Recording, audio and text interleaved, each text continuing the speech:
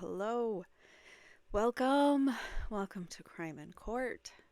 My name is Heather, and this is episode 11 of the Canton Cover-Up.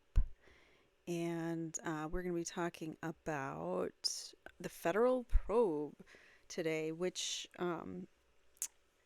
if you've been paying attention, you might know there is a federal investigation going on.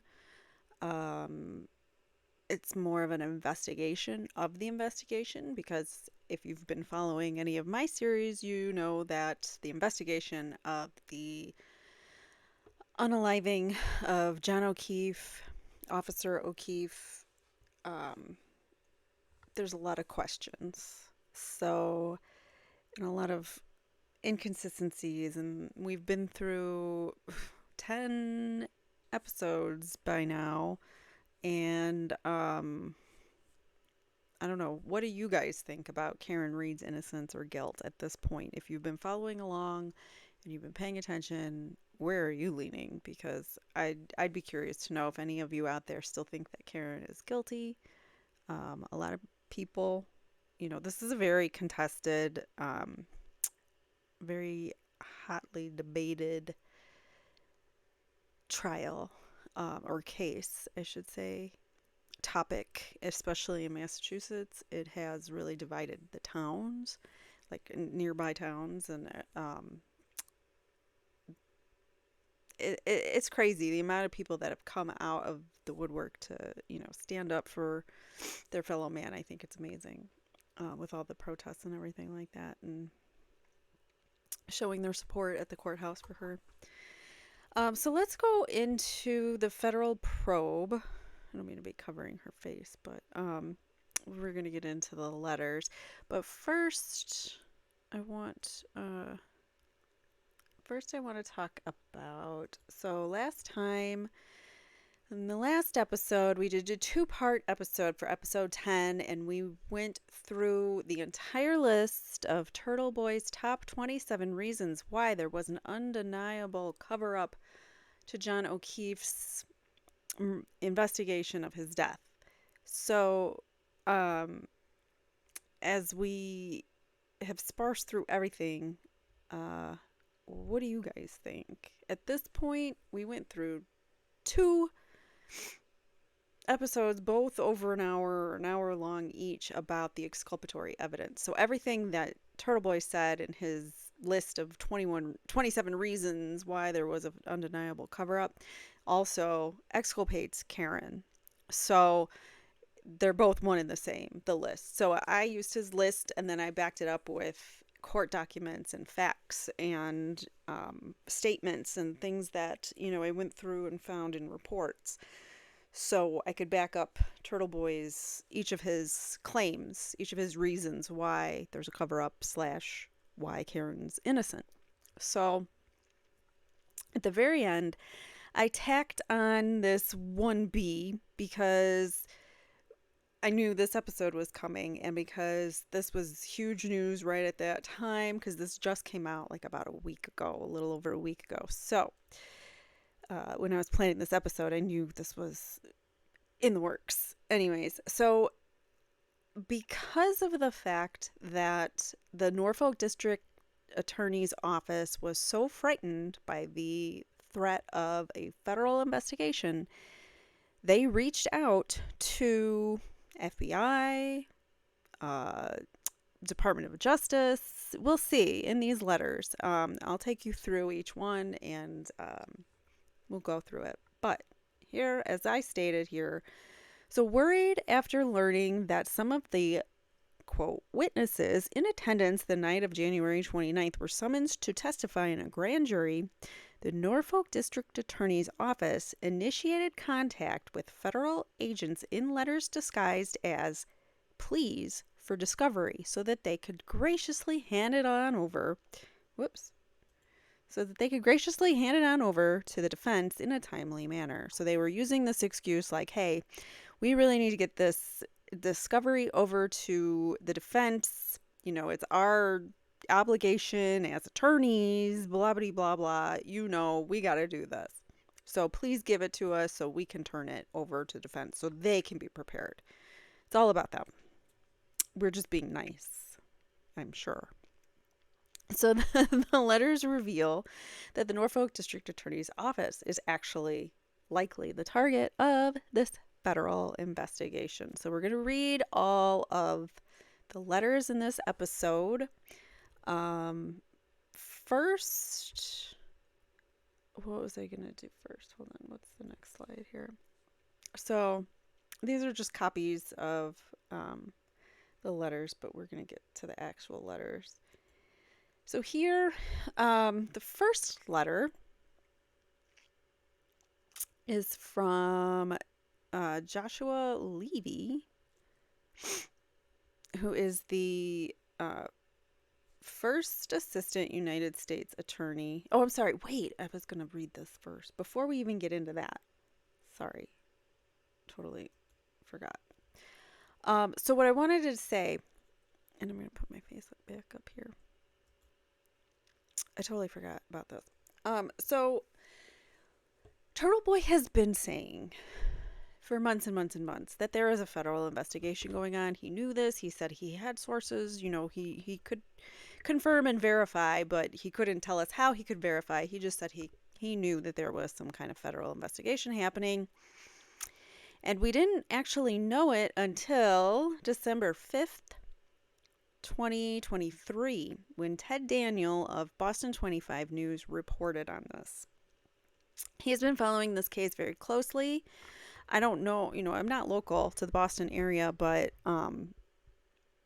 people follow him, and I believe he's a very respected news anchor there, and so it's interesting that he's following this case so closely. So anyways, in Canton, Massachusetts, 25 Investigates has learned that Norfolk County District Attorney Michael Morrissey sent a letter to the Department of Justice requesting that the federal probe of the Karen Reed case be transferred out of Massachusetts. Morrissey's letters provide the first official confirmation that the U.S. Attorney's Office for the District of Massachusetts is looking into the arrest and prosecution of Reed, who's accused of striking her Boston police officer boyfriend, John O'Keefe, with her Lexus and leaving him in the cold to succumb to his injuries. So the Boston 25 confirms for us for the very first time in December that there is a federal investigation. And the reason they know this is because they reached out to Morrissey's office, Michael Morrissey's office, and they confirmed that these letters existed. So O'Keefe's body was found just after 6 a.m. on January 29th, 2022, outside the Canton home of another Boston police officer named Brian Albert. Police charged Reed with second-degree murder and said that she struck O'Keefe while driving in reverse after dropping him off at the Albert home following a night of drinking. The case has drawn national attention over claims by Reed's lawyers that she is being framed for O'Keefe's murder by local and state law enforcement and people identified as witnesses for the prosecution. Conflict of interest. According to two sources who spoke to 25 Investigates on the condition of anonymity, Morrissey's request to have the federal probe moved to another region is based on at least two conflict of interest claims. Morrissey sent a letter to the highest levels of the Department of Justice in Washington, D.C., alleging Rachel Rollins, who was the U.S. Attorney for Massachusetts when the federal probe began, held a personal grudge against him and his office.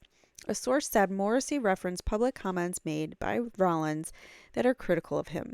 Rollins resigned her position on May 19th following two scathing reports from government watchdog agencies accusing her of misusing her authority and committing multiple ethical violations. 25 Investigates tried to reach out to Rollins by phone but did not hear back.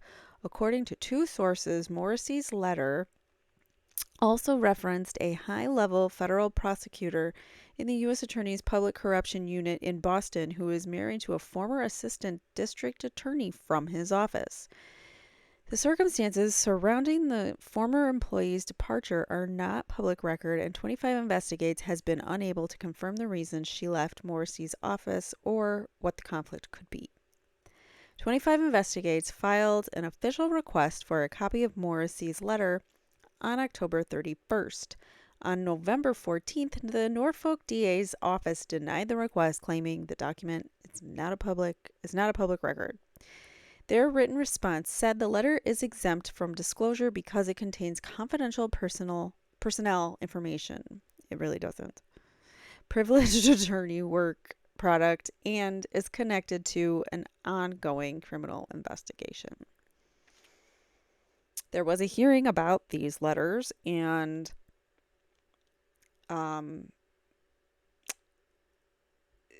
the Department of Justice came out and just flat out said, we have no problem with these letters being publicized.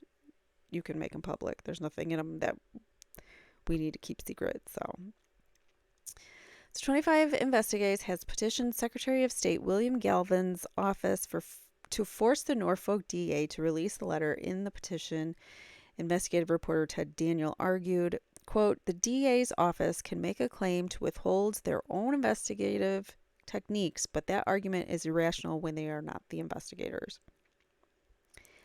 The Secretary of State's office has ordered the Norfolk DA's office to provide a letter or issue a new response to 25 Investigates by December 13th. So they did provide it, and eventually it's been released as of about a week and a half ago. Federal authorities normally don't get involved in local cases such as this because they lack jurisdiction, but they do have the power to investigate allegations of public corruption. Quote, they're not looking into the specific crime itself. I think that's the misconception a lot of people get. Quote, end quote, said Evan Gottlob, a former assistant U.S. attorney and partner at the Boston office of Saul Ewing. He goes on to say, quote, they're investigating the investigation of John's unaliving, end quote. So there you have it. This Turtle Boy has been saying from the start, it's an investigation of the investigation, and you have it right there from a former assistant U.S. attorney that's telling us that. So sources tell 25 Investigates that the probe is being run by the U.S. Attorney's Public Corruption Unit. That's telling. And people have been questioned in front of a federal grand jury. So the grand jury wasn't necessarily to put Brian Albert and Colin Albert, whoever in the house, the people in the house. The grand jury wasn't necessarily there to put them behind bars or to put blame on them. It was more so to find the underlying corruption deep within the system, such as, conflict of interest possibly by Trooper Proctor investigating a crime outside of his friend's house. And is that, the kinds of things that the FBI might be looking into, or Department of Justice? I don't, possibly. So several people who attended the gathering at the Albert home the night John O'Keefe lost his life have been called to testify before the secret panel. Gottlob said a federal grand jury typically sits for 18 months and can hear hundreds of different cases. Quote, usually there's a tip from somebody. The federal government could be looking into possible corruption in the police department, possible obstruction of justice in the investigation. That's good. All right, so 25 Investigates has learned that 2 FBI agents have been questioning people in and around Canton and reviewing documents from the Norfolk DA's office and Canton Police Department. The federal probe began before Reed's lawyers went public with their claims of a cover-up and before the Free Karen Reed movement began. That's very interesting. On April 12th, Karen Reed's lawyers announced a, quote, dramatic turn in her case and claimed that new evidence, quote, establishes her innocence in the life lost of John O'Keefe. In a widely reported news release and court filing, Reed's defense team pointed the finger at witnesses in the case, including a party attendee who Googled house long to die in cold. 2 days before, that's Jennifer McCabe. So 2 days before, on April 10th, people identified as witnesses for the state's prosecution of Reed received subpoenas to appear before the federal grand jury, according to a source with direct knowledge of the proceedings. So we know Proctor and Buchanan probably were subpoenaed.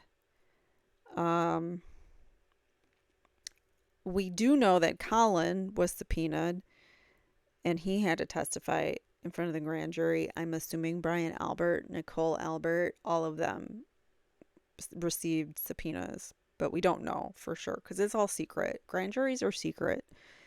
And I don't know how I feel about that, but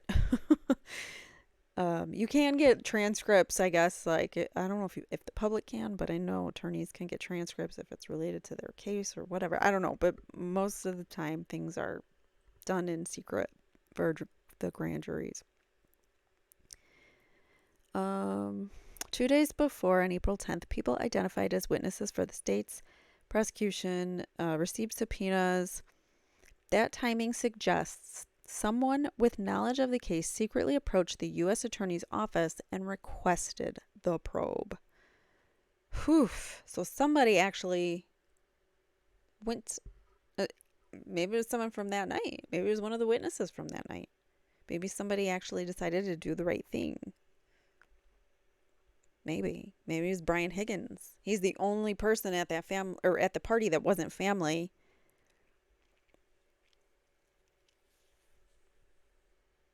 Well, Juliana Nagel was there too, and Sarah Levinson, and I think there might have been a couple other people, but that's it. It was Nicole and Brian Albert Jr. and Juliana, and then Chris Albert was there, but his wife went home. Remember, she had a migraine, so she went home. And it's Julie Albert went home. She didn't find out about it until the next day, but she actually let it slip that she found out about it before they even found his body. So there's that. All right, so the timing suggests that there was knowledge. Reed's attorney, Alan Jackson, referenced the probe at a pretrial hearing for Reed in May. He said Karen Reed should not have to wait for the feds to figure out which heads should roll. And I absolutely agree. I don't know what they're waiting for. They have to have enough evidence to take these people down by now, I would think, with the way that they investigated this case. But I don't know. And I'm like, why are they letting Turtle Boy sit in prison and letting Karen Reed continue to spend money on experts and lawyers and all this stress? Like, you have no idea how stressful it is to go to court. Like, even like a traffic ticket, it's extremely stressful and you feel so out of place. People don't know how to act there. Like, it's a scary environment if you think about it, and you have no power in that room. As soon as you walk into a courtroom, that courtroom belongs to that judge. So it's very scary to go into a situation like that. And it's stressful. And for this to be dragging out for years now, when we have proof that Karen's innocent, we have all this evidence that she didn't do it. So I don't know what they're waiting for, but I would hope that something happens soon. And I think something is going to happen soon. I think we might be seeing some action going on with this case from the feds, but we'll see. All right, so allegations of cover-up. The defense argument that Reed had been framed encompasses everyone from people at the Canton home where O'Keefe was found to state the local law enforcement who investigated it. Reed's lawyers claim prosecutors failed to investigate other suspects, including party attendees. The defense claims O'Keefe entered the home where he was beaten, a dog attacked him, and he was dragged outside and left in the cold to succumb to his injuries. So Reed's defense is arguing that those party attendees used their law enforcement connections in Canton to frame Reed. Her lawyers have at times pointed to social media photos of party attendees pictured with a state police detective assigned to the Reed case, and that's Trooper Proctor. As I've shown you his picture before, he was in a picture with Jen McCabe's kids on social media, and then denied that the McCabe's then denied that those were their kids. They didn't want anything to do with their own children at that moment. I don't know. All right, so another of Reed's attorneys, David Yannetti, has claimed the detective who had custody of O'Keefe's clothing and other evidence from Reed's SUV had close ties to the Canton homeowner's family that left him conflicted and corrupt. Regarding the tiny pieces of taillight, for those to have any evidentiary value, you have to trust the person who had custody of John O'Keefe's clothing before it was sent to the lab. So apparently there were like these tiny little plastic pieces on his clothes, but the line of custody was definitely broken at some point. I mean, there was a photo of all of his clothes on the floor, like balled up on the floor with debris and the red liquid DNA stuff all over it. So for them to actually say that the chain of custody for these things, we have proof. We saw it on the floor, rolled up in a ball. So nobody took it, and it's contaminated at that point. You can't say that anything you found on there came specifically from where John lost his life or where he received his injuries, because at that point it's contaminated. It's been touching the floor, it's been touching other things, the paramedics, all these other people have been touching him and potentially contaminating his clothing.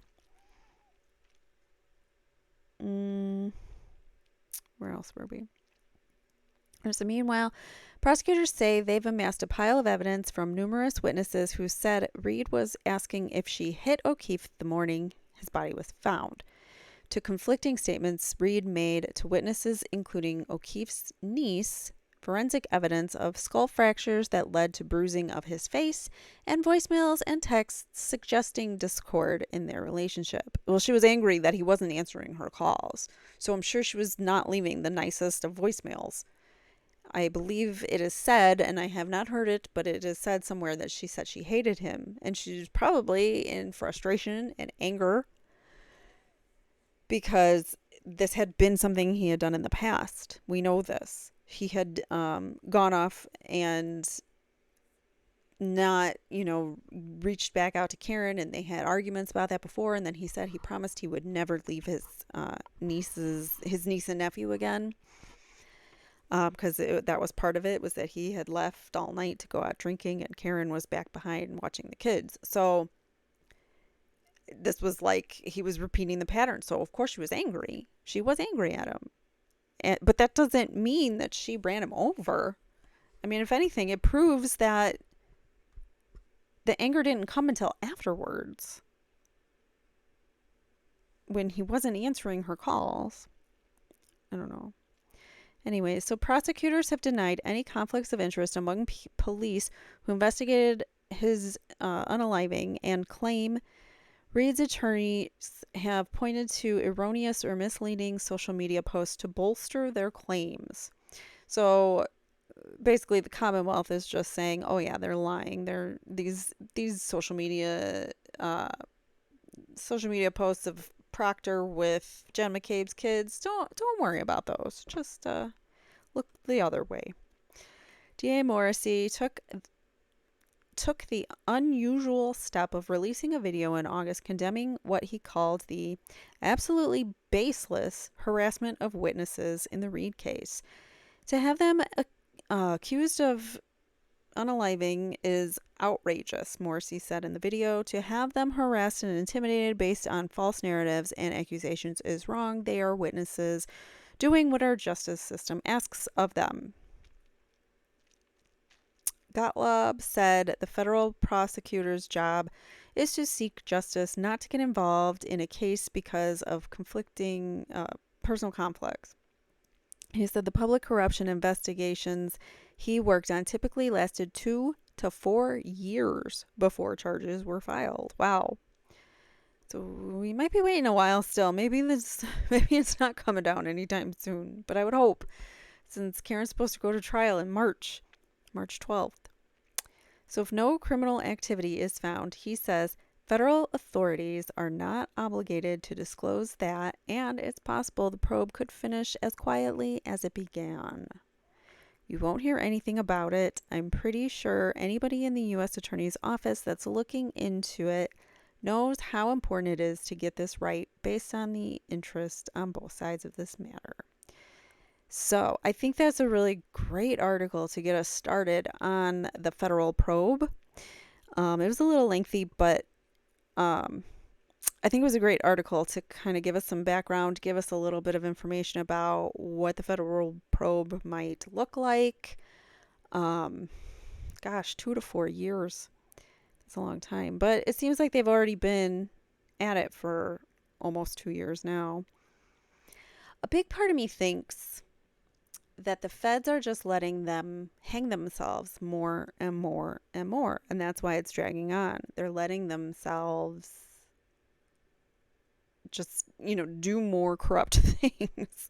Because as time goes on, I'm just looking at the Norfolk District Attorney's Office going, what the heck are you doing? You realize the world is watching you. But I don't think they do. Or they don't care. Or they know their time's coming and they're going to try to get as much corruption in before their time ends. I don't know. But it seems crazy to me what the prosecutors are doing and the district attorney's office is doing in this case. So I am going to, can I actually change the shape of this? No. I was going to shrink it up, but it's not working.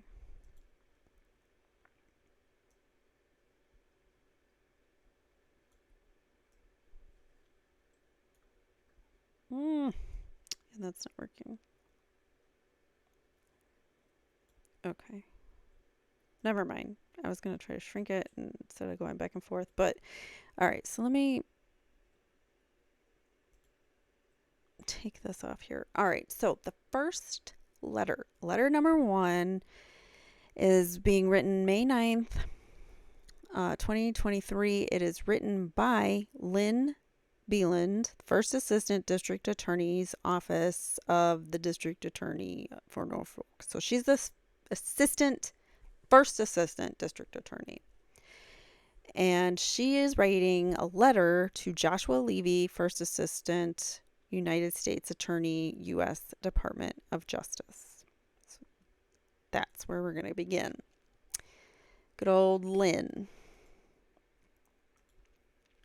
All right, so May 9th, 2023. Dear First Assistant Levy, I want to follow up on our conversation regarding the issuance of federal grand jury subpoenas to at least 2 witnesses to the Commonwealth's investigation into the unaliving of John O'Keefe.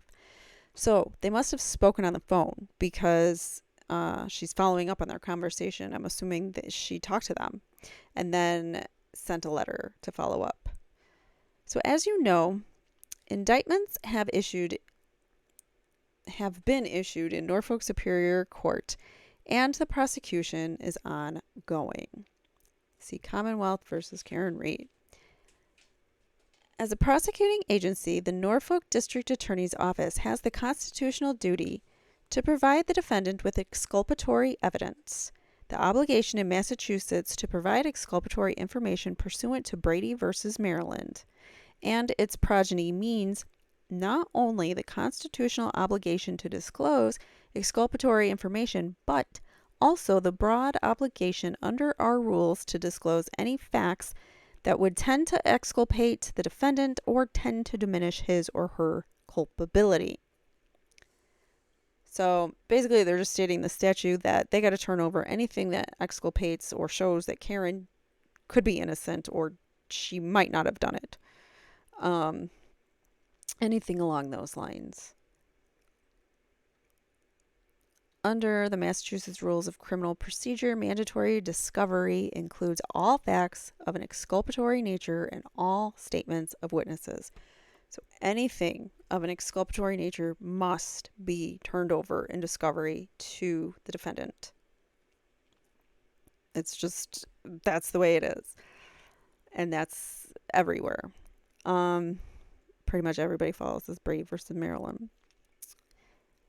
So to effectuate our discovery obligations, we are requesting at the earliest possible opportunity discovery of all statements of witnesses to the investigation of the unaliving of John O'Keefe and resulting prosecution, including both statements to investigators and grand jury minutes. The Commonwealth also has the duty at the time we become aware that statements of witnesses exists that if witness, wait, that just doesn't make sense. The Commonwealth also has the duty at the time we become aware that statements of witnesses exists to notify the defendant of items under Rule 14 that the prosecutor knows to exist but are not within the care, custody, or control of the prosecution, and to provide all information known as to the item's location and the identity of the persons possessing that item. That was a really long sentence, and I don't know if I understood it that well, but that's okay. And let's read this footnote. While at the same time, given the limited disclosure of information, the office is aware only that our investigation is likely to produce statements of witnesses through their grand jury testimony and through any interviews of those witnesses. The duty of notification of Mass Crim P also applies to statements by Karen Reed, the defendant in this state criminal homicide prosecution state. It's hard to read. Statements of any person who testified before a grand jury, facts of any exculpatory matter and material and relevant police reports, photographs, reports of physical examinations of any person, and scientific tests and experiments. So they basically want all of that. If there's any kind of exculpatory evidence of nature, in any evidence in exculpatory that is of an exculpatory nature, then it must be turned over to discovery. So this letter is basically just reiterating, like, hey, we have this obligation to turn this stuff over to the defendant, so we're going to need it. Can you hand it to us? Type of thing. So where we left off. We appreciate the sensitivity and need for discretion as to any ongoing federal investigation. While we are unaware of the parameters of federal activity, we cannot forego our constitutional or state duties. We are willing to file a motion for protective order under Massachusetts R. Crim P. to request limitation of the discovery of the information to defense counsel only. Any decision of such request, of course, is solely within the authority of the Norfolk Superior Court judge. What did they say there? Under Mass R. Crim P., a party to the state criminal proceeding may move for an order for any individual, agency, or other entity in possession, custody, or control of items relating to the state criminal case to preserve such items. Okay. So we appreciate the sensitivity. Similarly, we are willing to facilitate the process or to request under Fed R. Crim P. or for authorization from federal district court judge for production of the grand jury minutes and related material, if any. They want the materials. They want all the grand jury stuff, which I don't know if they're going to get it if they're the ones being investigated. So additionally, this office has constitutional and state obligations to provide exculpatory information of which we are aware in all cases, including exculpatory information relating to all witnesses and members of the prosecution. Committee for Public Counsel Services versus Attorney General, Commonwealth versus McFarland. Petitions for further appellate review pending. This would include any investigations into misconduct related to professional duties. If any such information exists, it is imperative that we learn of it in a timely manner. So they keep reiterating, this is our duty. We got to get this over. This is a very long letter just to say, hey, we got to turn this over.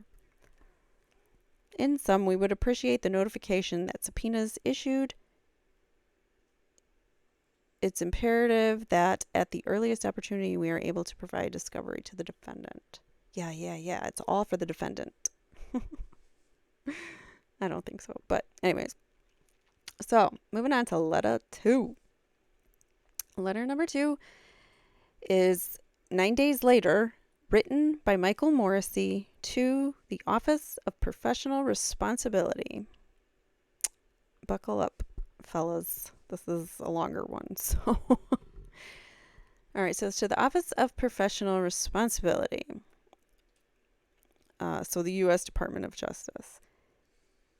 Regarding the investigation by the Office of the United States Attorney for the District of Massachusetts. Dear Sir or Madam, I write to formally request that an ongoing investigation being conducted by the United States Attorney's Office for the District of Massachusetts be examined by the Office of Professional Responsibility, and should the investigation continue, that it be transferred to another office without history of conflict, bias, and misuse of prosecutorial discretion as outlined below.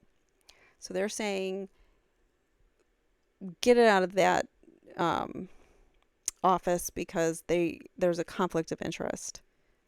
So they want it transferred from the Office of Professional Responsibility to another office. The Norfolk District Attorney's Office has undertaken an extensive investigation into the facts and circumstances of the death of John O'Keefe in Canton, Massachusetts on January 29th, 2022. The facts and evidence gathered, including more than 40 individuals testifying before the Norfolk County Grand Jury, led the second-degree murder indictment of Karen Reed. Reed was the operator of the vehicle that, the evidence demonstrates, struck her boyfriend, Boston police officer John O'Keefe. O'Keefe was then left in the snow to succumb to his injuries on the side of Fairview Road in Canton during the evening of January 29th. The case has been systematically making its way through Norfolk Superior Court. Excuse me, I had to cough. All of a sudden, my mouth is really dry.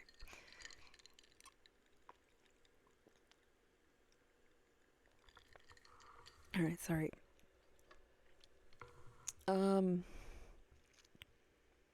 This case has been systematically making its way through Norfolk Superior Court with ongoing discovery still active and open, including motions under advisement and motions not yet heard. The defendant, through counsel, has been raising CPS issues of a third-party culprit and complaints of witness and police misconduct as they attempt to confuse by offering not different interpretations of Commonwealth statements, evidence, and positions, but inventing them out of whole cloth. So they're basically saying the defendant, the counsel, attorneys are just lying. They're just making stuff up. Even though that's what the Commonwealth appears to be doing, but here we go. They're projecting on us again. Something that they're doing, they projected on us. So no actual substantiated evidence supporting police misconduct or any federal violations have been identified by the defendant, the district attorney's office, or the Massachusetts Superior Court during the ongoing discovery process. Approximately 3 weeks ago, multiple state witnesses who have been brought before the state grand jury notified the Norfolk District Attorney's Office that they were contacted by the FBI and subsequently received subpoenas to appear before a federal grand jury. Shortly after those notifications to the Norfolk District Attorney's Office, Joshua Levy, first assistant in the Boston office of the United States Attorney's Office, contacted Norfolk First Assistant District Attorney Lynn Beeland. So those are the two that talked in the first letter. So Lynn sent Joshua the first letter about, this is for our discovery purposes. I'm asking for a friend what you know about our investigation, basically. Where was I? I just lose my spot. So these letters were to suggest that they were conducting an investigation that may involve a number of witnesses in the Commonwealth versus Reed case. At this time, Attorney Beeland expressed some concerns about both the jurisdiction and the timing of any actions being taken by the United States Attorney's Office, as they could imprudently impact the ongoing prosecution of Karen Reed. Based on the collective experience of several of my colleague Massachusetts district attorneys and a former federal prosecutor, it appears to be unprecedented for the federal government to step into the middle of an ongoing state homicide prosecution prompted only by inflammatory and ethically dubious defense strategy.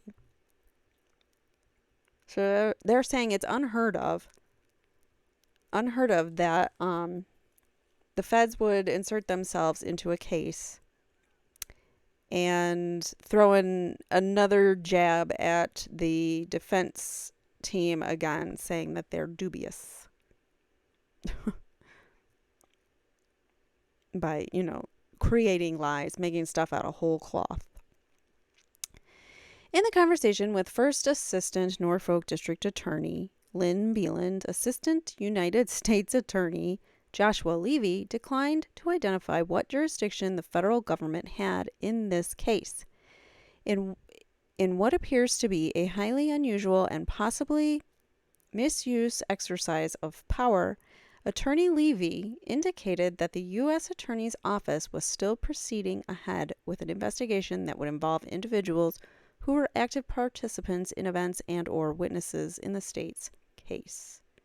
So basically, it's a misuse of power because they're proceeding with an investigation that you don't want them to do. So you're just going to accuse the U.S. Attorney's Office of misconduct and misuse of power. All right, so Attorney Beeland reminded AUSA Joshua Levy that any statements and or testimony taken in such an investigation that pertain to any of the witnesses in the ongoing state trial may create an ongoing obligation for state prosecutors to provide defense with access to all information and statements gathered or recorded as a result of the federal investigation. So they really want their hands on what the federal investigation, what they dug up. They really want to know. Michael Morrissey does. So the United States Attorney's Office offered the opinion that, quote, you can't turn over information that you don't have, end quote. This position leaves state authorities potentially unable to meet the constitutional mandate expressed in the Brady versus Maryland and corresponding Massachusetts state rules. Basically just meaning that they have to turn over any exculpatory evidence that puts them in a position where they can't provide the exculpatory evidence, is what they're saying. Since that call concluded, we we have confirmed that witnesses have testified before the grand jury. Rule 6 of the Federal Rules of Criminal Procedure allows that under certain compelling circumstances, information may be provided to all counsel, including those not before the federal grand jury. See Exhibit B. Recent court filings and statements by defense counsel in the Reed matter suggest that defense attorneys were the source of the initial complaint and allegations prompting this action by the U.S. Attorney's Office. Reed's defense counsel's recent court filings raise out of thin air and apparently purposeful misstatement of fact unsupported claims of a cover-up by investigators and witnesses, including municipal, state, and federal law enforcement. As shown in attachment documents, many or all of these unsupported allegations can be vetted and reviewed by the judges of the Massachusetts Superior Court during the discovery and motions sessions or available appellate review. That was another run-on sentence. I am unaware and strongly doubt any prosecutor or state police misconduct in Commonwealth versus Karen Reed. So he's unaware and strongly doubts it. The only allegations to that effect have been in unsupported news claims or defense filings that had not been answered at the time AUSA Levy confirmed the existence of a federal grand jury.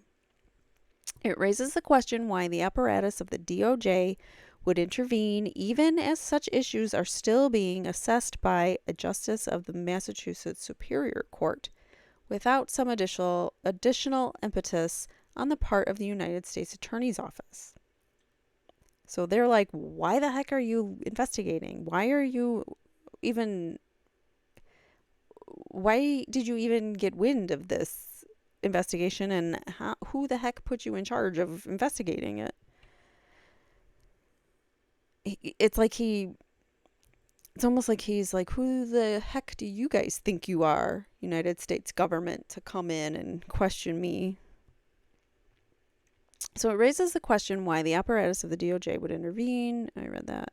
Without dismissing the important role of the DOJ in investigating allegations of police misconduct and federal violations, we bring to our attention what appears to be additional concerns concerning motive, conflict of interest, conflict or appearance of conflict, and potential bias of the Office of the United States Attorney for Massachusetts, which might explain these unprecedented proceedings. He's talking about that, what the article was talking about, the Rollins, the former district attorney or state's attorney, the former attorney. She was a former United States attorney. And apparently there's a beef between Morrissey and her. And because of that, he doesn't have a very good relationship with the Department of Justice because of this bias that he thinks exists. And that's why he thinks that they shouldn't be investigating him, because there's conflict of interest. So I predate the following information with the fact that it has been the policy of the Norfolk District Attorney's Office during my 12-year tenure as District Attorney to maintain a close working relationship with the United States Attorney for Massachusetts. But it seems like they don't have a good relationship right now. Notable in that relationship was the cooperation of the Norfolk District Attorney's Office in the prosecution of a 35-year-old unaliving case that was committed in Sharon, Massachusetts, which involved the Whitey Bulger gang in United States versus Flemmy. The Norfolk District Attorney's Office had statutory jurisdiction to pursue the case, but in the interest of cooperation, acceded to the request of the United States Attorney. So out of the kindness of our hearts, we had jurisdiction over this case, but we gave it to you, is what he's saying. We just nicely handed it over to you guys in a bow. As a result of that agreement, the Norfolk District Attorney's Office and Massachusetts State Police assigned to the Norfolk District Attorney's Office worked closely with the U.S. Attorney's Office on the case.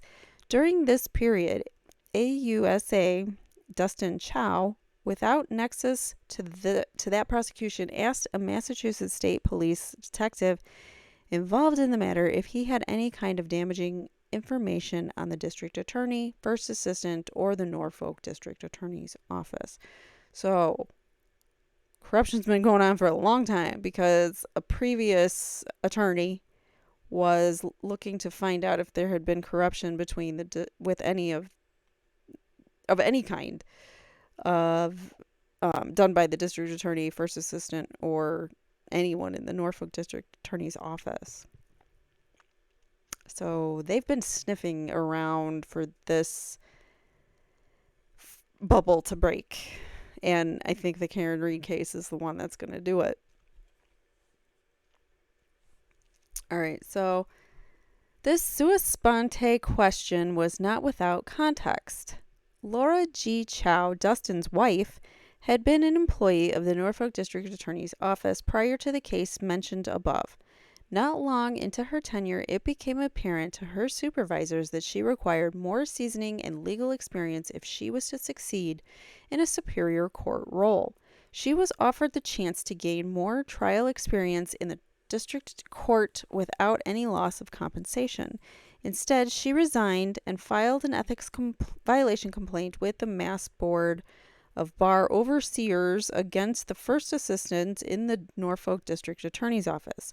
The complaint before the board was summarily dismissed in short order.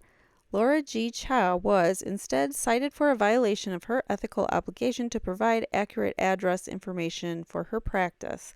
Long after separation, she was misrepresenting her address as the Norfolk DA's office. There's more to that story, and I would like to uncover what that's all about. The district attorney's wife having a beef with, well, she was an employee of the Norfolk District Attorney's Office. So, but they're saying now that she was cited for an ethical violation, and they're turning it around like she's the bad one. So I began composing this letter well before the May 17th, 2023 publication of the DOJ Office of the Inspector General Report 23071, which has apparently prompted the resignation of the current United States Attorney of the District of Massachusetts. So he had something to do with the resignation of the district attorney. So that would be Rollins, which is what they were referring to in that article from Boston 5. So my attention is drawn to several portions of Section 2, particularly as they pertain to the weaponization of the U.S. Attorney's Office for personal, political, and retributive purposes. And that's pretty hypocritical, stating that you're weaponizing the law when that's exactly what they're doing to Turtle Boy and to Karen Reed. Sick. All right, so this is something about the Rollins case. So Hayden will regret the day he did this to you. Watch. We asked Rollins whether her disclosure was retribution for the wrongs she believed Hayden had committed. Additionally, we determined that days after Hayden prevailed in the September 6th primary election, Rollins sought to damage Hayden's reputation. So those are the allegations that against Rollins, I guess.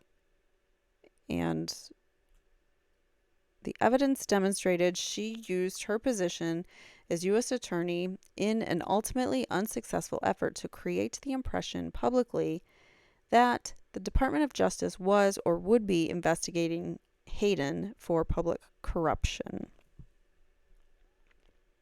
All right, so that's what that's about. See how long this letter is, Michael Morrissey? It's very long-winded. All right, these DOJ findings and questions reinforce my belief that the United States Attorney's Office for the District of Massachusetts must be removed from whatever investigation is being conducted into the Reed matter. He's just telling the Department of Justice, you know what? You shouldn't be investigating the Reed matter. Just get out of here. I believe that a reasonable person could conclude that the same type of tactics are being employed against the Norfolk District Attorney's Office in the Reed investigation. The outgoing United States Attorney has made no secret of her personal animosity toward me, including repeated crude, outlandish, personal and professional attacks against me in the media during her time as Suffolk District Attorney. The head of the Public Corruption Unit has raised the specter of personal retaliation for his wife's departure from the Norfolk District Attorney's Office. The public has a right to the U.S. Attorney's Office that is fair and unbiased as it executes its responsibilities. Weaponizing the United States Attorney's Office to conduct an unprecedented intervention into an open state murder appears to raise the same concerns outlined in the DOJ's report. I submit that the pattern of using the USAO for personal purposes established in Report 23071, coupled with the obvious conflict of AUSA Chow, make it impossible to conclude that a fair evaluation of the unprecedented Reed intervention can be conducted by any party within the Massachusetts office. It is impossible to determine how far the tentacles of bias have spread out from the chief of the relevant unit and the titular head of the office. Wow, somebody likes their thesaurus. That reminds me of that Friends episode when Joey wrote the letter to the adoption agency for Monica and Chandler, and he used a thesaurus for every word, and yeah, it was funny. Anyways, okay. So basically they're saying there's all these conflicts of interest, this Cho person and all this other stuff. So you should just look the other way or get it out of Massachusetts office. It's just, there's no point in you even investigating it, basically. I formally request that an impartial federal official unaffiliated with the U.S. Attorney's Office for Massachusetts review and investigate the steps and actions that are being taken by current members of the Massachusetts office, exploring this apparent bias and whether it predisposed them to misuse their prosecutorial discretion in this matter. Funny, because I think Morrissey is just misusing his prosecutorial discretion. In the unlikely case that an impartial review finds that the DOJ investigation into the Karen Reed matter is appropriate even before the issues at hand have been vetted by the Norfolk Superior Court judge hearing the case, I request that the investigation be reassigned from parties with clearly stated and documented bias against members of the Norfolk District Attorney's Office to attorneys entirely outside the office of the United States. So they just want someone out of the office of the United States Attorney's Office. So they really are asking for an impartial federal agency to look at it, because they're saying anyone in the District of Massachusetts, their bias towards him is basically what he's saying here. All right, so our next letter. So what do you guys think of Morrissey's letter? A lot of blah, blah, blah. That's what I think. A lot of hot air. All right, so the next letter is from this guy, Jeffrey Ragsdale, Counsel, Office of Professional Responsibility from the U.S. Department of Justice. And he wrote back to Michael Morrissey June 1st. So remember, May 18th, he sent his letter. Before that, she sent this letter to Joshua Levy on the 9th. So just keeping tabs. All right. Back to it. So the Honorable Michael W. Morrissey. Mr. Morrissey. The Office of Professional Responsibility received your May 18, 2023 letter requesting the OPR, Office of Professional Responsibility, to investigate the decision by the United States Attorney's Office for the District of Massachusetts to subpoena individuals who were witnessed in your pending state prosecution, Commonwealth versus Reed, to testify before the grand jury in an ongoing federal investigation. You stated that the USAO's investigation is possibly a misuse of exercise of power and likely based only on defendant Karen Reed's CPS claims of witness and police misconduct. In addition to an investigation of the USAO's investigative decision, you requested that OPR transferred the USAO's pending investigation to another office without a history of conflict, bias, and misuse of prosecutorial discretion. So that's a really good sum of that letter. Really good summary to be very nice and succinct.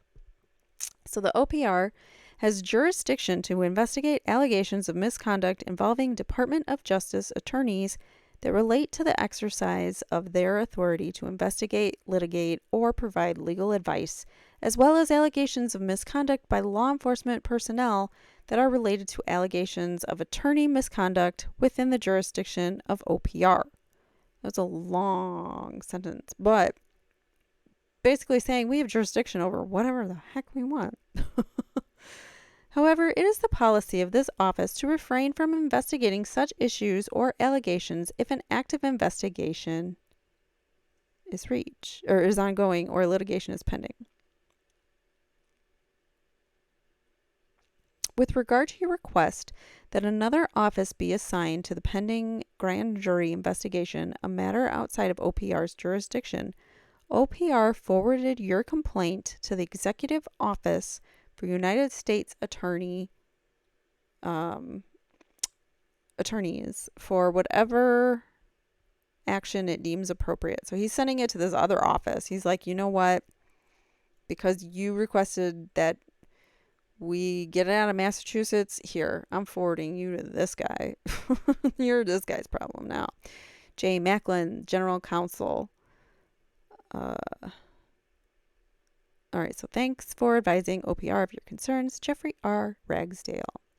And he copied this J. Macklin guy. So Jeffrey Ragsdale basically just reiterated, hey, this is what you asked for, and I'm throwing you to another person here because we have jurisdiction. Don't worry about it. You don't need to worry your pretty little head about our federal investigations. All right. So the next letter then is letter number 4. So letter number 4, we get a letter from Josh Levy now. Remember, this is the first one from May 9th. Lynn sent Joshua Levy a letter. That was the first letter. So now this is his response to her in this letter. Dear June 12th, 2023. Dear First Assistant Beeland, thank you for your letter dated May 9th, 2023. My apologies for the delay in responding, but I have been tied up in transition issues. We understand your office has important discovery obligations in any criminal prosecution. At this juncture, we have no issue with you advising defense counsel about the contact we have had with your office and the information we have shared if you determine such a disclosure is warranted. We are mindful of the important concerns raised in your letters and will be back in touch. So basically, they're just saying whatever you have You should already hand over. Thanks for your letter. Bye-bye. He really didn't. Neither of them answered anything, if you notice. Like, they just basically thanked them, reiterated what they said, and then said these nice words like, "We are mindful of the important concerns raised in your letters and will be in touch." So they really did not, and rightfully so, they didn't have to give them an answer. If you're under investigation or your office is under investigation, you don't deserve an answer, in my opinion. All right, so that was that. Nice, short, simple, sweet. Joshua says, "Hey, we got your letter, but at this point, there's really no issues with you talking to defense counsel about what you already have, and that's all I got for you." So it was really short. Didn't really answer anything. The next letter, I think, because they didn't get the answers that they wanted from Joshua Levy and from Jeffrey Ragsdale from Office of Responsibility, they decided they're going to reach out to this Jay Macklin guy that Jeffrey Ragsdale gave them the info for. So they told him, reach out to this guy for any other concerns. So Lynn, first assistant district attorney, decides she's going to write Jay. And by the way, I wanted to make mention too that this Josh Levy, acting United States attorney, I think he was in transition because Rawlings was out, so he was on his way in, like the interim attorney or something. Something along those lines. So he was just coming in as all these letters were taking place. So I'm sure he really didn't have time to look into this, and it was the least of his concerns. All right. So this is the letter now from Lynn to Jay Macklin. And it is dated June 21st. So it's regarding the June 1st letter to OPR regarding review of conflict of interest. Dear General Counsel Macklin, this letter is to inquire about the status of a request for a transfer of investigation due to a conflict of interest. On May 18th, 2023, the Office of the Norfolk District Attorney sent to the Department of Justice Office of Professional Responsibility, the OPR, a letter raising concerns as to a potential investigation by the United States Attorney's Office for the District of Massachusetts involving witnesses related to a pending state criminal matter in the Commonwealth versus Karen Reed and the unaliving of John O'Keefe in Canton, Massachusetts on January 9th, 2022. This office has subsequently received a June 1st, 2023 letter from Jeffrey Ragsdale, counsel for OPR, reflecting that to the extent that the letter indicated that the pending grand jury investigation should be reassigned, the appropriate office to address that request was the Executive Office of the United States Attorneys. This is to inquire about the status of this request and to provide contact information for any further information you may require. If you have any questions or are looking for any additional information, I may be contacted as set out above. So, again, they're just fishing for information. This is a fishing expedition, in my opinion, trying to find out what they know. I don't know. That's my opinion and my speculation. What do you guys see in these letters? Are you seeing the same thing I'm seeing? Are you seeing that they're very concerned about the defense and they want to get discovery to the defense? Because I don't think that that's what it is, but maybe. All right, come on. Oh, I just highlighted that page. What is happening? Go to the next page. Okay, I'm clicking and it's not doing anything. All right, so October 12th, 2023 is our next letter. This is letter 7. So remember, the letter before was June. So now we are moving on to August. Is that what I said? That's the wrong date. or I'm on the wrong page. Yeah, we're not on 7 yet. Okay. Oh, here we go. August 3rd, letter 6. I skipped a letter. All right, so this is Jay Macklin finally writing back. I shouldn't say finally, but the last letter was June 21st and then August. So there was a little bit of time in between. But, I know the federal government does take like summers off or something. They take big breaks in certain parts when Congress is... Why does this keep moving? Stop it. Okay. So letter 6. And Jay Macklin is writing Lynn back. So this is just in response from this letter that we just read. August 3rd, 2023. Dear Ms. Beeland, this responds to your June 21st, 2023 letter concerning your putative request for a recusal of the United States Attorney's Office for the District of Massachusetts from the pending state criminal matter Commonwealth versus Karen Reed.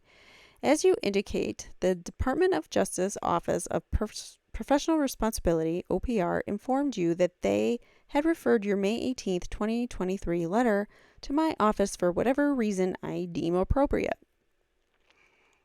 Consistent with the terms of the of the referral from OPR, I contacted Acting United States Attorney Joshua Levy. So now Josh Levy and Jay Macklin are talking about this. This is getting to the higher ups and they're having discussions about it because you dumbasses are sending letters to them.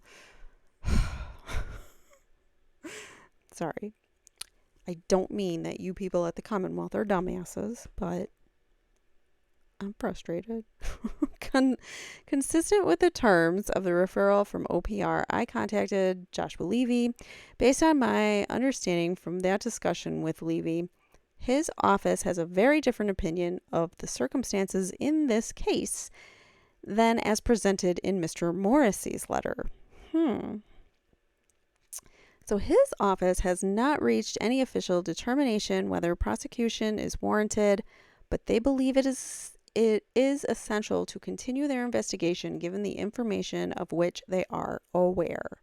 At this time, we see no basis for recusal in the investigation. Thank you for your contact information and willingness to provide additional information as needed. You guys are screwed.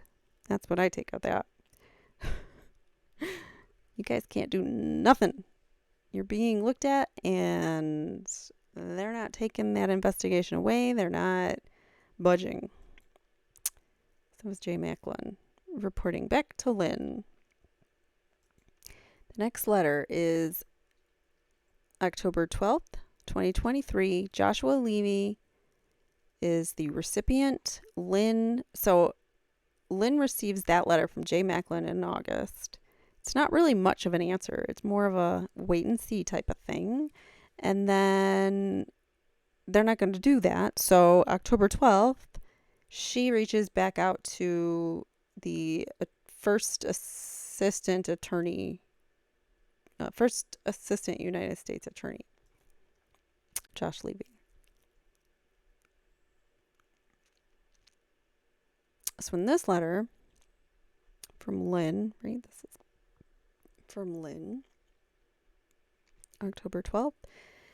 Dear First Assistant Levy, this is to follow up on our previous communication dated May 9th and your June 12th, 2023 response.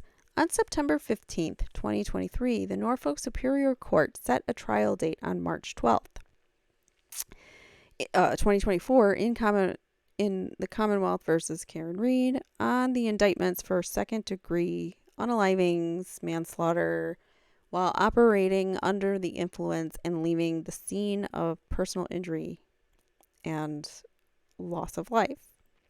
Under the Massachusetts Rules of Criminal Procedure, mandatory discovery includes items and information within the Commonwealth's possession, custody, or control relevant to the care including statements by the defendant, Karen Reed, statements of persons who testified before a grand jury and grand jury minutes, facts of an exculpatory matter, material and relevant police reports, photographs, tangible objects, reports of physical examinations of any person, and scientific tests and experiments, and statements of persons intended to be called as witnesses, and disclosure of promises, rewards, or inducements made to witnesses the party intends to present at trial.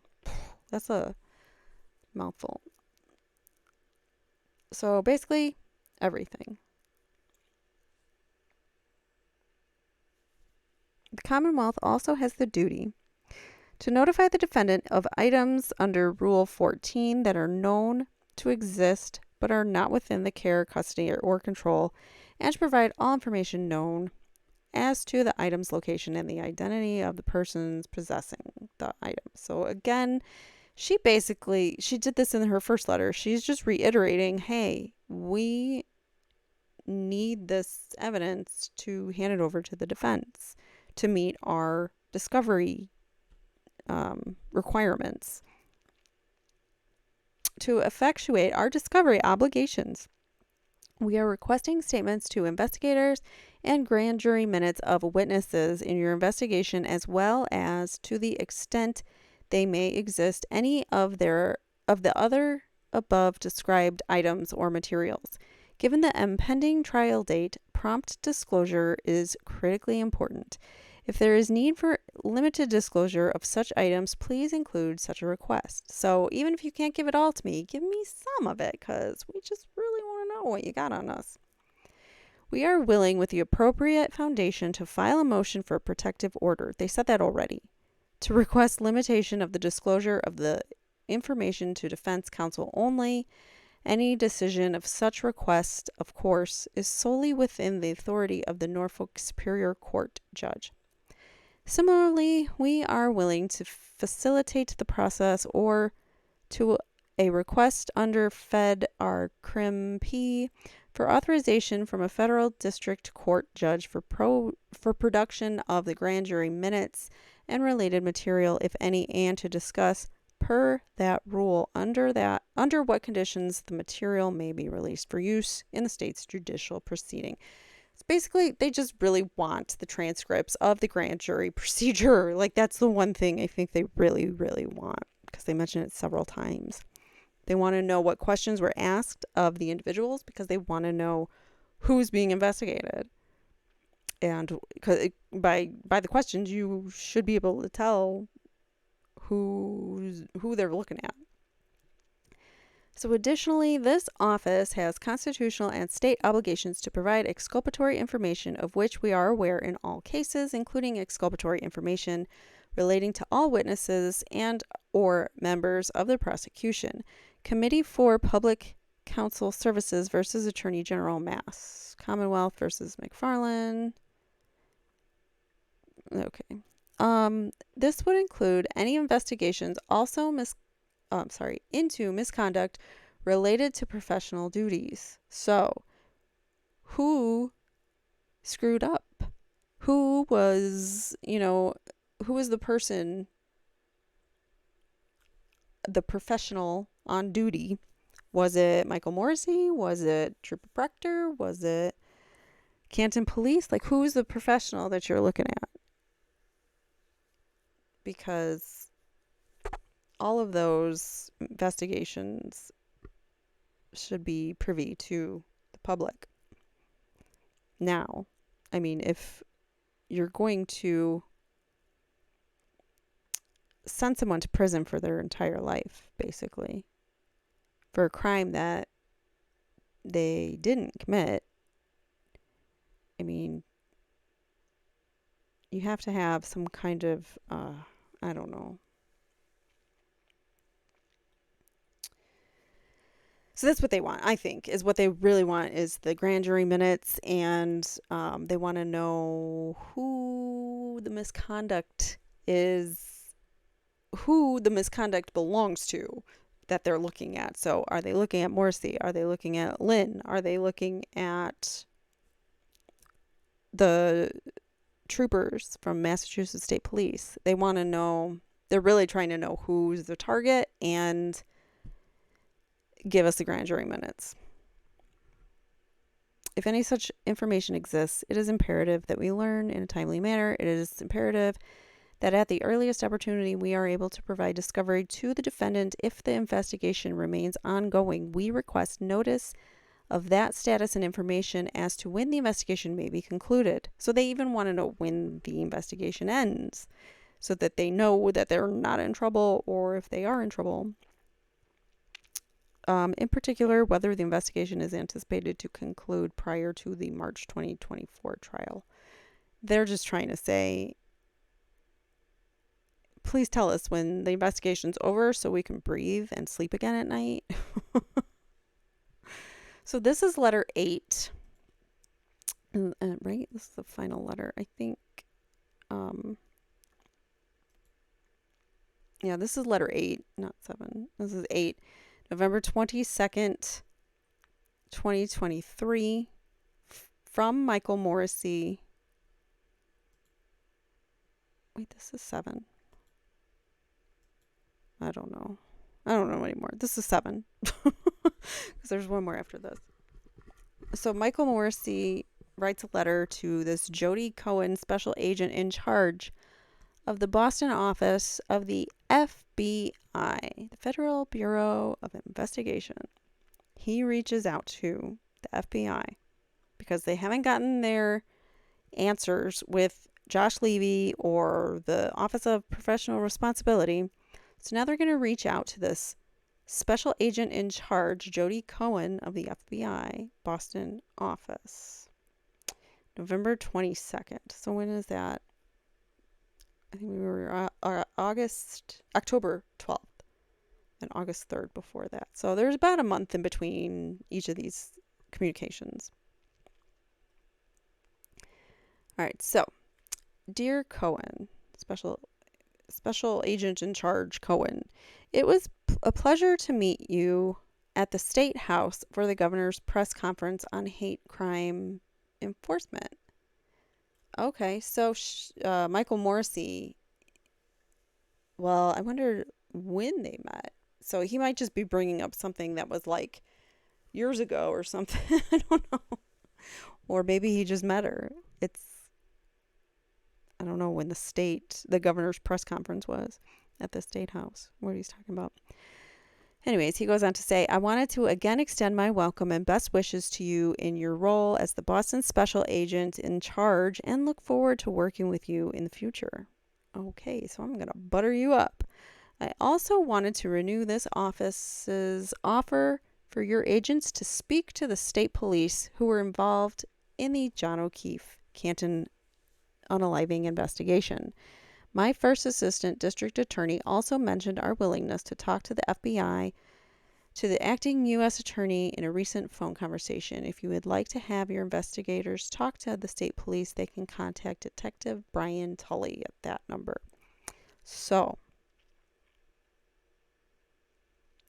they really don't like how they're not getting information from the U.S. attorney's office.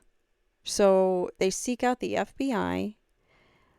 But in a veiled attempt of, hey, if you really want to talk to our investigators again, we would love it if you did. Any questions you have, you could clear it up with them. So here's a phone call, or here's the phone number. You could just call them and clear things up right away. Just talk to the officers, because that's legal and not due process or anything. If she just gives them a call. I don't know what these people are thinking. All right. So that was pretty much it for that letter. It was short and simple. Hey, it was nice to meet you. I'm buttering you up. You're so great. Wonderful. You're going to do great in your job. And by the way, if you ever want to talk to my officers that were in charge of investigating that crime, that big old crime that you guys are investigating our office for, feel free to come on down. Give my guys a call. These people.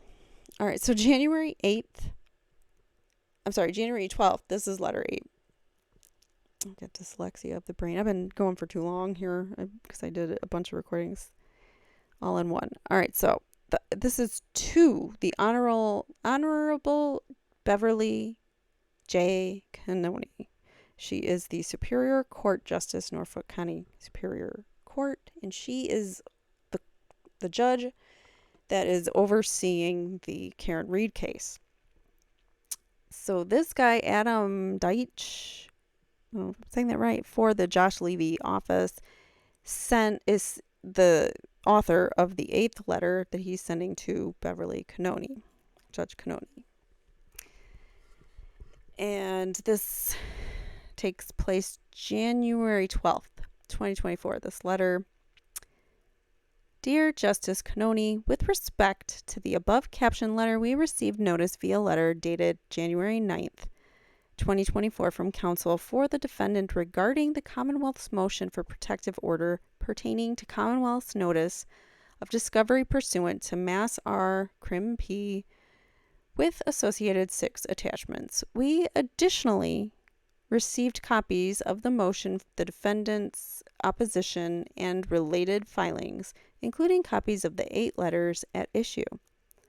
We also are aware of the upcoming hearing scheduled for January 18th. So the 18th, which was last week, or 2 weeks, like a week and a half ago, they had a hearing about this particular, these letters that I'm reading, because they were disclosed to Karen Reed's attorneys, and therefore, after that, they wanted to make them public, but the state, the Commonwealth, objected to that, so they got permission, basically, from Josh Levy or his office, Adam Deitch for Josh Levy. He's the assistant U.S. attorney, Adam. Okay, so he is,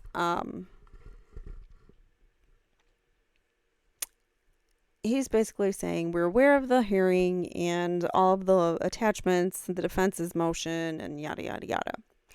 So we appreciate the opportunity to be heard on this issue, having reviewed all of the materials referenced above, so all 8 letters plus the other things that the defense submitted to them, which we don't have. The Department of Justice and the U.S. Attorney's Office for the District of Massachusetts do not object to public disclosure of the correspondence at issue in the pending motion. So the Commonwealth was saying, oh, no, we can't disclose this because of private information. It's an ongoing, whatever, what that article said. It's an ongoing investigation and work product and all this stuff. There were all these reasons why they couldn't disclose this letter, or these FBI letters, the letters about the FBI probe. There was, all these reasons that they couldn't disclose them. But now Josh Levy says, go ahead, make them public. We don't care. There's nothing in here that has anything to do with an investigation. There's no content that is secure on our end, basically. Have at it. Make it public. And with that, they did. So all these letters went public. And what do you guys think about these letters? It does not appear that it's looking good for the Norfolk District Attorney's Office after reading them.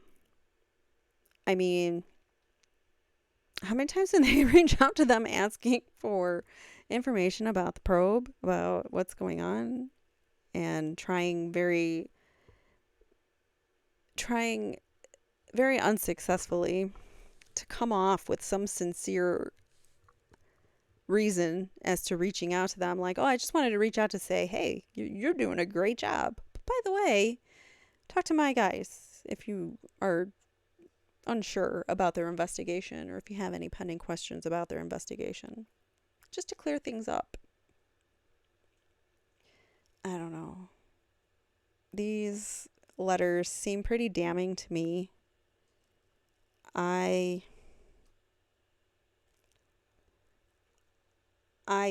think Um, there's more to this story that's to come, that the feds are going to eventually be handing out handcuffs to some of the individuals that we have named in the past, but I don't know. I can only hope that it happens. I I'm a trial watcher, and I love to watch trials, and I think a trial, to see Karen Reed's attorneys just beat the crap out of these law enforcement officers and the district attorney, if he could question them on the stand, because I think they are witnesses now to the involvement that they've had with oh, sorry, I shouldn't call them witnesses because then we could be harassing them. Get the frick out of here. Sorry, I think it's ridiculous that they went after Turtle Boy for intimidation, because Turtle Boy basically, as I said in the beginning, he basically is the one that said this federal investigation has been going on for a long time. He's been telling us this, and these letters prove it. So Turtle Boy is sitting in prison for something, for basically uncovering the truth, and they just wanted to shut him up. And now they're trying to take away his phone privileges because they don't want him to be he's still writing and blogging from his cell. I mean, he can't do lives on YouTube anymore, obviously, but he has an iPad. Prisoners have iPads now. They have access to make phone calls and to be on the internet. And with that, he's been able to continue his blog and rip the district attorney's office a new one in a lot of his writings from prison, from his jail cell. He's been doing this. And so now the latest is that they had last week wanted to take away his phone privileges, which is just absolutely ridiculous and unconstitutional, and not even the court's jurisdiction to do anything of the sort. So that didn't happen, but there's other things still, motions pending with that case that is all BS too. Anyways, this has been just a whirlwind of information. We're not even done. I mean, I've gone over the major components. I think the most important pieces. I didn't do an episode on the taillight yet. I could do a whole episode on that. If you guys are interested, I could do, I definitely want to do an episode on the Canton 9 and the, stuff going on with Turtle Boy. So I'll get into that too. But I think we might be wrapping up a little bit with the Canton stuff, as far as Karen Reed goes in her case, because we're kind of caught up now. I think I might do a taillight episode, but I might, I don't know. We've gone over it so many times that I don't know if we necessarily need to. If you guys would like to do more of a deep dive, if there's any topics on this case specifically that you would like me to deep dive, please let me know. I would love to get into, if you've got like questions about the cell phone data or whatever, please put your questions down below. I always try to answer questions about the cases. I do ask that if you're going to participate in the chat or the comments, just be respectful of your peers, be respectful of me, and please stay on topic so that we're not all over the place. That's all I ask. So with that, please let me know what you're thinking. Like, comment, subscribe. I'm always very curious to see what you guys think, because you and we're jurors. We are people that could be on a jury. So it's interesting to see what everyday jurors might think of these cases now, because that's the great thing about YouTube. I'm sorry, I don't mean to get into another rant. This has already been an hour and 35 minutes, but the great thing about YouTube is that creators can speak their minds, they can make content, they can create. Creating is wonderful. Like, I love creating. I have a degree in marketing, background in English and marketing, and I love to create digital marketing pieces. You know, I create my own thumbnails and things like that. So I love design and all that kind of creation. Writing is great for me. But um it's one thing, you know, when you're creating and doing these videos, putting them together, you don't really realize that your voice can get out there and other perspectives can be seen, not just one-sided. And that's something that is really, really important to me in creating on this channel, is that, you know, mass media, sometimes they get it wrong. Sometimes they're doing it wrong. Sometimes they're sensationalizing too much. I want to look at the documents. I want to look at the cases. I want to look at the facts. And then I want to make a determination by myself. And that's what I love about YouTube, is that we can all do that. Even if you got something totally different out of the letters that I got, that's cool. I mean, I'm glad that I was able to bring it to you and give you something, you know, some kind of entertainment, some form of, you know, getting your mind off of bad things going on in your day or whatever, you know, just giving you a sense of escape for a few minutes. I enjoy it. Anyways, I'm going to stop ranting. Probably do another video in a minute, so then I can just chat away on that one. All right. Take care. It was so great talking to you guys. Bye. Have a good one.